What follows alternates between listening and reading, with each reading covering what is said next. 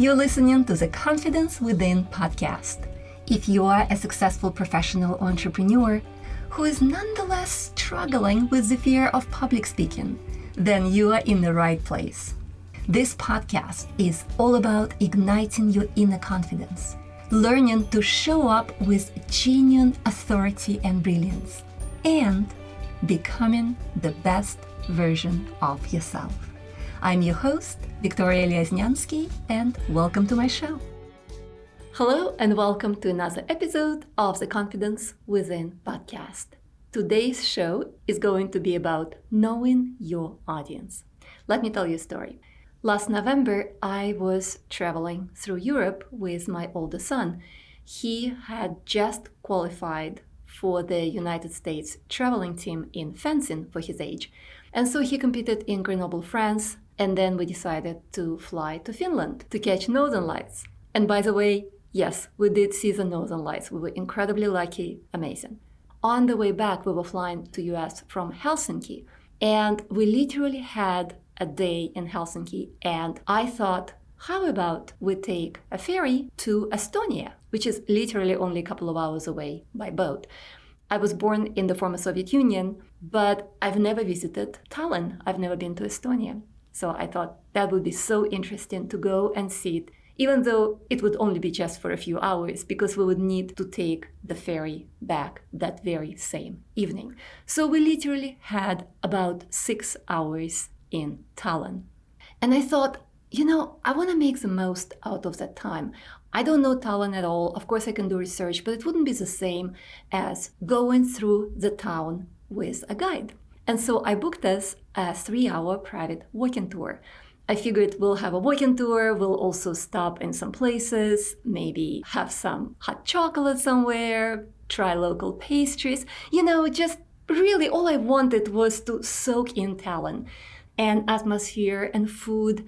And we were there literally a week before they opened Christmas market. So I went ahead and I booked us a tour guide.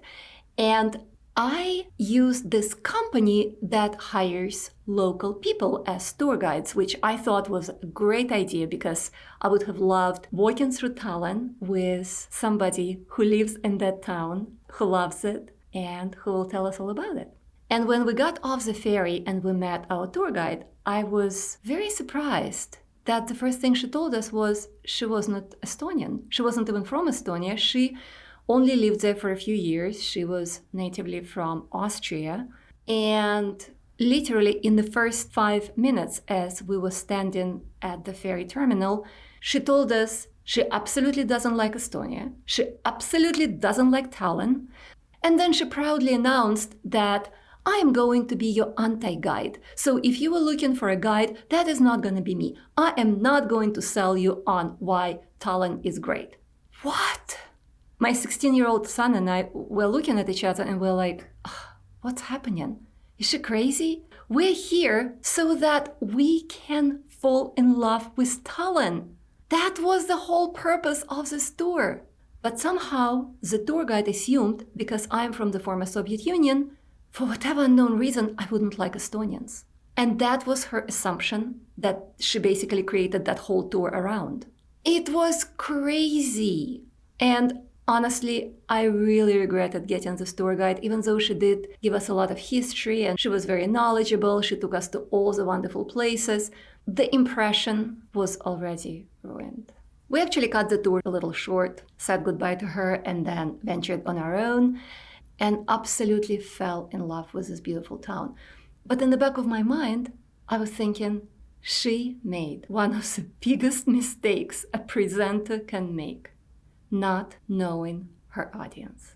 And here is the thing, whether you're going to present in a meeting, in a sales call, or a presentation on stage, you need to know your audience.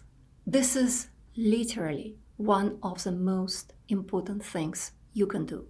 And the question is, how do you do it? Well, sometimes you simply don't know who's going to be in your audience. Well, the way you learn is by doing research, by asking questions ahead of time, by carefully listening for answers. Because just asking questions is not enough. If you only ask questions but you don't really listen to the answers very well, you're going to make assumptions that are going to be incorrect, exactly like this tour guide did. You can't walk blindly into a room and assume that you're going to figure it out on the spot. Sometimes you don't have a choice. Sometimes this happens. But most of the time, if you only put some effort, you are able to learn exactly who is going to be in your audience and what they want. And this is why knowing your audience is so important. You don't ask yourself, what do I want my audience to learn? You ask yourself, how do I want to make my audience feel? This is so important. I'm going to repeat this question, and I want you to really, really listen. You ask yourself, how do I want to make my audience feel? Whether you are in a meeting giving an update to your boss, whether you are at a sales call presenting your solution to a potential client, whether you are doing a presentation on stage, whether you are giving an interview on a podcast, you are not there to simply share information. You're not there to do a brain dump. Nobody's interested in that. What you are there for is to make your audience feel a certain way. Not make your audience feel something random. No, you are there to make sure that by the end of your presentation, your audience feels a certain way.